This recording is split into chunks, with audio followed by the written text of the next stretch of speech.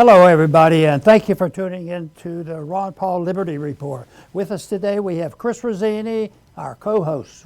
Chris, welcome to the program.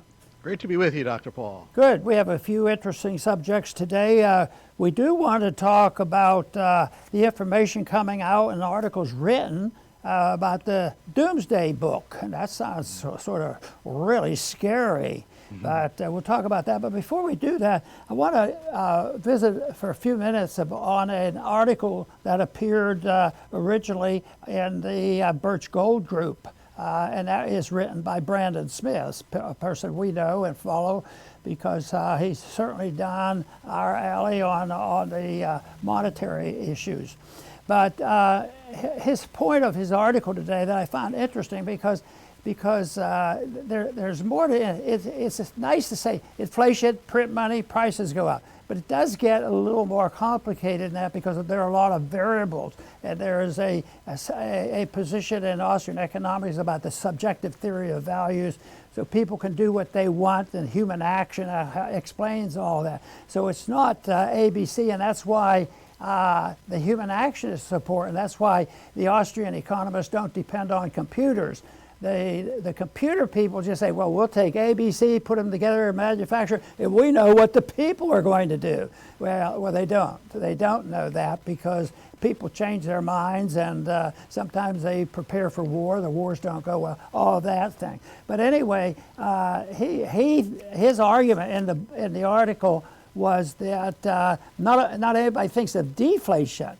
Of course, we had deflation in the Depression, and what that meant was the money supply was shrinking, and we had a deep depression. Things didn't go well, and he thinks that should be a concern. I do too. I think it is because I think that the market wants deflation. The market wants correction, and sometimes the inflation is so bad, and the market comes in and starts deflating and ruin the economy, and prices do fall. And then the government reaction to this has a lot to do with how severe it is and how long it lasts.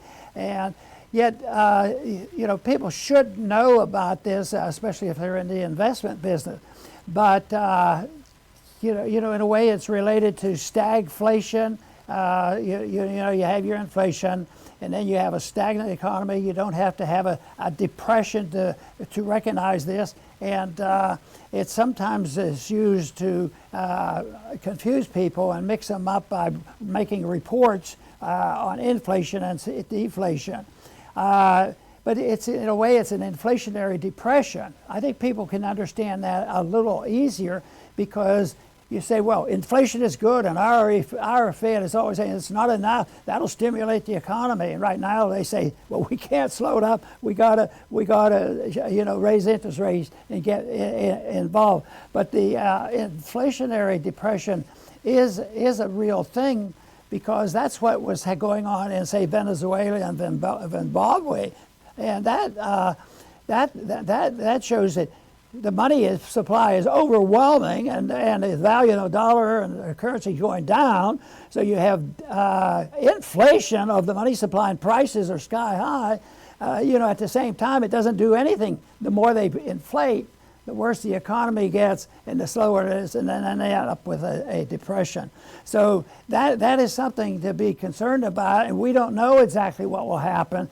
And the one thing for sure is the Fed doesn't know either, and they pretend they know, and they have to do that, but sometimes it's just to cover how are they going to protect themselves. And then when things get badly, generally what they do is they argue among themselves because they're interventionists. What we should do today, next week, or tomorrow, the market is saying this, and so it becomes very unstable, and it produces a situation exactly opposite of what would happen if you had a sound currency. And this would require that you have to get rid of the Fed. So the marketplace has not respected enough that we listen to it, even though the Fed pretends they pay attention. But right now we can see that the control and the understanding by the Fed is pretty flimsy, and therefore the problems we're facing today with, are we going to have mostly inflation or mostly deflation? I sort of think we're going to have inflation, But there's going to be pockets of deflation, and that's probably going on already, because they say, well, are we ever going to have a recession? Well, I think some people might claim they're in a recession right now. So sometimes it's just arguing the language and how you describe it. But I think it's a fascinating article, and as I said, it was first published on the Birch Gold Group, which reminds me of mentioning generally on Fridays about our relationship with Birch Gold, because we partner with them, because they're, of course, very interested in gold. And this past week was a very interesting week on gold, and yet that doesn't tell us what's going to happen tomorrow or the next week, because it's very, very flexible. You know, things go up and you think, oh, I got it, and I know exactly, in 2 weeks from now I'm going to buy or sell gold because I know what the price will be. I learned that early on. I couldn't do that, and my philosophy has always been, you know, it's a long-term protection of the money that we earn, our wealth, and that can be done. And that's what Birch Gold is interested in, is to protect and help individuals protect their wealth. And it's no easy task, but they're very much interested in these savings groups and having, you know, information how to start an IRA or a pension fund where you can put your gold in there, the bullion. Because for a long time, of course, gold was illegal, and then it was complex to put it in your pension fund, and now it's available. If people want to shift their stocks, regular stocks, into bullion, you can do that. But if you want to get some help and information from Birch Gold, what you do is you look at that number on the screen, exists right now, and text Ron at 989898, and the Birch Group will mail you information. They don't charge you for this, but this will give you a guide. And I think it's worthwhile, even if you say, it doesn't sound right for me. I think if you're interested and have an understanding of money, it's interesting to me. I like to go and look at everything and the possibility and get advice and how interpretations are of the event. So this is one thing you could do to get further involved if you're interested in putting your metals into an IRA account. And once again, the number, Ron, 989898. And Chris, I want to now go over to the article that we both have talked about a little bit, and I find also fascinating because it brings back memory. And the title of the article is Sun Shines on the New York Fed's Doomsday Book. And this rumor, so-called rumor, has been around a long time. Oh, they have a record. They know exactly what they do for every emergency. And they know if we do this, it'll get worse. That's usually what they do. You know, they compound it, certainly in the Depression and in the 70s. They look at it. They think if just because they create the crises, they know how to solve them. But they can't solve the problems any better than they are by creating these problems. But anyway, this is an interesting book and an article that was written recently. The reason I always was fascinated with this, because it's supposed to have the secret plans on what the Fed's going to do and what the government's going to do. And they do everything in secrecy. So this book was, you know, there was a lot of talk about this existing, but it was only recently that they were able to get hold of this book and get a little bit better feeling on this. But my theory on this, even though they don't date this, was that in 1987, when the biggest crash, nominally speaking, of the stock market occurred in '87, I think it was down 20% in a day. Reagan was in office, and he said, we better be careful with it. So he established the President's Working Group on Financial Market. We had to have a group of people, you know, at the Fed and Treasury and FEC and SEC, all these things, to be prepared for this. So that it was named on Wall Street and others that knew about it as the Plunge Protection Team. And then everybody sometimes it would happen, and sometimes people would anticipate the market's going to do this, and it did something else. Oh, the Plunge Protection Team's in there, it's helping out. Well, that was a lot of talk, and people say that's just conspiracy. But this conspiracy might be a true conspiracy, because I think they very much operate in this manner.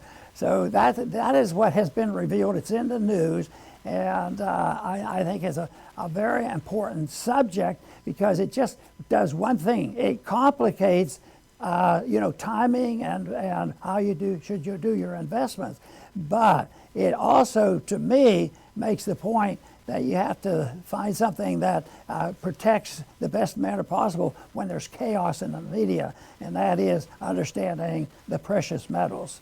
Chris. Right, Dr. Paul. Yeah, this Doomsday Book apparently was released. It's an internal document or book that was released on a FOIA request. And it's basically, from what I gather, we saw this article in the Wall Street Journal, that it's a bunch of legalese, legal precedents that the Fed can use to handle emergencies. And the professor that wrote the article says they apparently believe that they can rely on precedent to justify virtually any emergency action. So the first thing I want to say is, A, we are already in the emergency because the Fed exists. The Fed is the emergency. This type of emergency that they're talking about is how the Fed would save themselves. They're not looking to save us. They're looking to save themselves in a financial panic. And apparently they have all the legalese ready to justify anything they want to do. That further shows us how messed up laws are. It shows that law has lost virtually its meaning. And that's typical of authoritarians. They will manipulate laws and language, especially. I mean, we saw with COVID how language with vaccine, you just change what the word vaccine means. That's all, done. And, I like to use, there's a lot of people that don't understand that liberal, if you think of liberals today, the word liberal used to be libertarians, the exact opposite. But it was hijacked. This is typical. You change the meaning of words to make it mean what you want to mean. So that's why people will say classical liberal. That means the classical liberals are the libertarians. So language is used, manipulated, and laws are also used as weapons. One example that came to my mind is a company, if they charge a too high price, according to bureaucrats, they're gouging. If it's too low, it's dumping, according to bureaucrats. And if it's the same as their competitors, it's collusion. So no matter what price you have, if they want to come after you for something, they have the laws all set. And this is not what law is supposed to be about. It's totally, and that's why if the Fed has a doomsday book, they have their legal ways of doing whatever they want. And that's not what law is about. I want to close this segment by saying I found a quote, and most of us have heard it from Tacitus, and I think he was right. He said, "The more corrupt the state, the more numerous the laws." And boy, is that right on. And then when you think, how many pages are there now of the Federal Register? I can't keep up. How many thousands and thousands of pages? If we get new people in, we're going to shrink it, but it keeps expanding. Even when the people are trying to do it, some of them are very sincere, but the situation, the whole organization of government is so powerful and there's so much money behind it, it's not going to be very easy until the market demands that it collapse, and that will be a big problem. But over the years, most people associate me with an effort to audit the Fed because I want to know what's going on. And here they are, they're telling us the Doomsday Book, but it's been secret all this time, and they had to work hard to get it out. So the information leaks out. I think everybody knows that the Federal Reserve works in top secrecy. I think the Federal Reserve Board chairman and the boards are usually just front people for the people who really have the control, and those are the oligarchs we have, the people who run the military-industrial complex, the welfare state, because they have to have the money. Now, when this subject came up in the committees when I was in Congress, it was always, I would point out a few of these things, and they said, well, yes, that's true, but the problem isn't the Fed, the problem is the Congress, which they have a half a truth there. It is the problem of the Congress. It's the problem of the people. People want to spend too much, so they blame the people. But then they say it's always the Congress if they wouldn't spend so much money. But of course, if we didn't have the Fed, that's readily available for financing anything and everything that the bureaucrats put in place as a favor to the people who are really running the show, and that's what's happening. They do have control, and there are some people. And if you say it's a conspiracy, people frown on that. But there are two types of conspiracies. One that's just made up out of thin air, and it's just an assumption. And the other one is a true conspiracy, where people got together and planned it. And there's a lot of good people conspiring together to bring about liberty. There are other people get together and conspiring. How are we going to spread our effort of cultural Marxism? So they're doing that all the time. But when I would bring the subject up to a Federal Reserve Board chairman and say that what's the matter with about the audit? We need to know about this, and they would hem and haw and say a few decent things, pretending they were all for it. But then they would always go back to one word, no matter which chairman it was. They always say, we have to be careful though, because we have to have independence of the Federal Reserve. We don't need a lot of people, lobbyists and congressmen and other people knowing what's going on. So they want independence away from this sinister influence. But my argument always within, and I warn people, I say, anytime the Feds say they want independence, substitute the word secrecy, because that's what their goal is, but they'll never be able to keep it secret.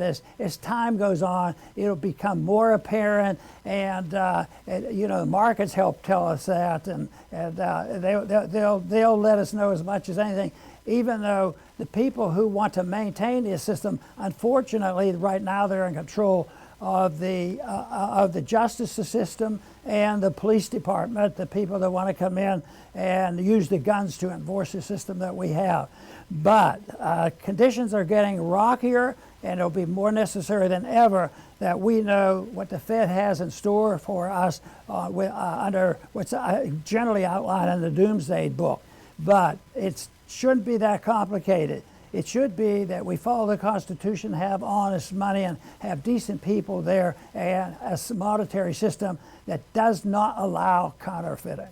Chris? Exactly, Dr. Paul. Yes, in this Doomsday Book, it doesn't surprise me. Since the very beginning, authoritarians want no restraints, so they think they could get around anything.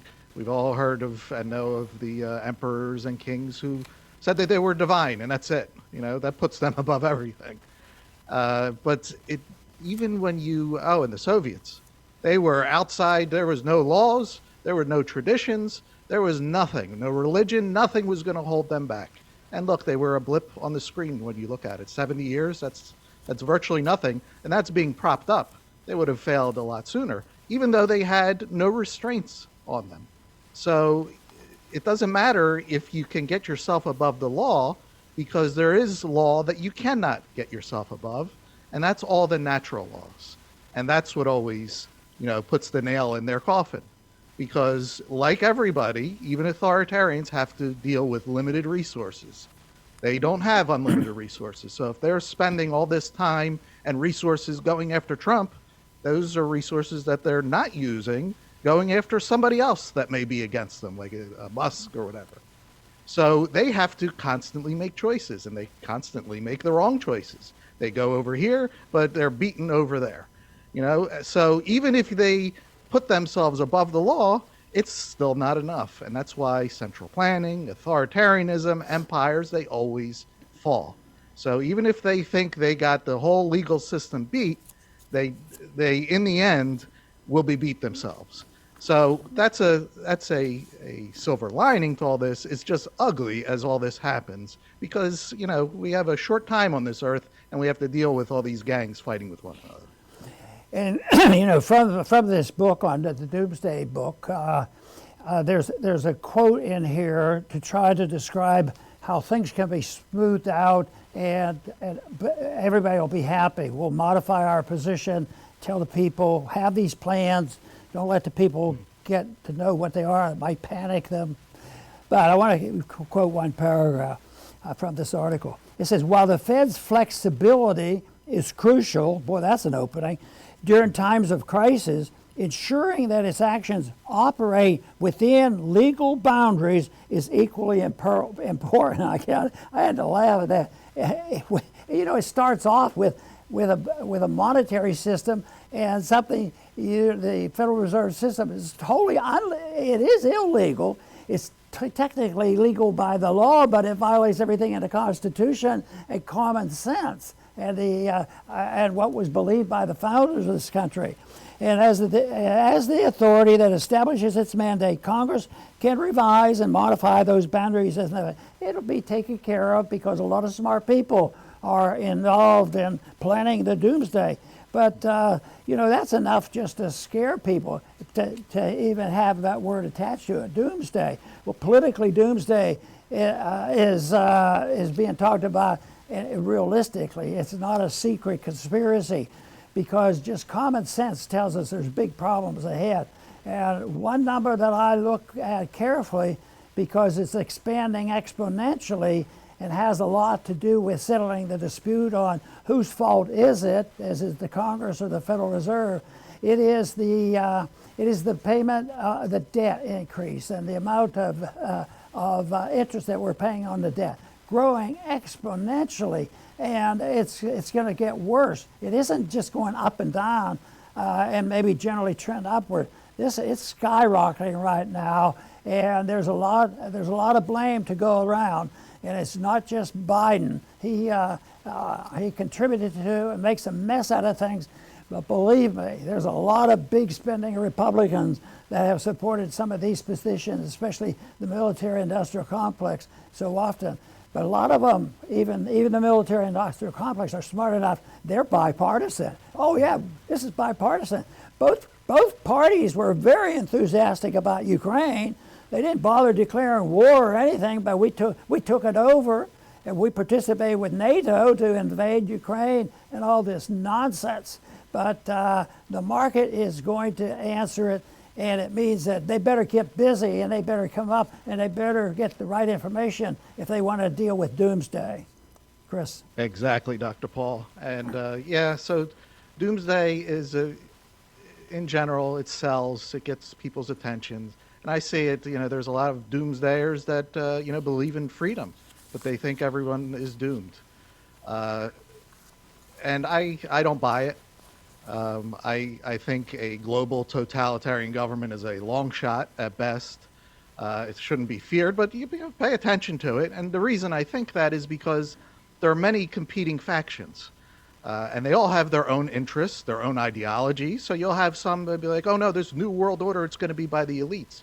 And you have others, no, it's going to be the workers. And others, no, it'll be the peasants. And then technocrats will be saying, no, you're all wrong. It's going to be engineers and scientists. And so you see how they're never going to agree on this. And they all think that they're right. They all think that history is going in their direction, not their opponents who they hate and have to destroy.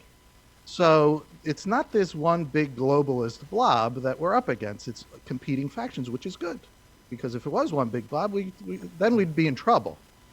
So we basically live in a world of gang warfare, and there are these big gangs, and the best we can do is get out of the way when they fight each other to the best that we can, and preach the opposite. That's why liberty is the opposite of this.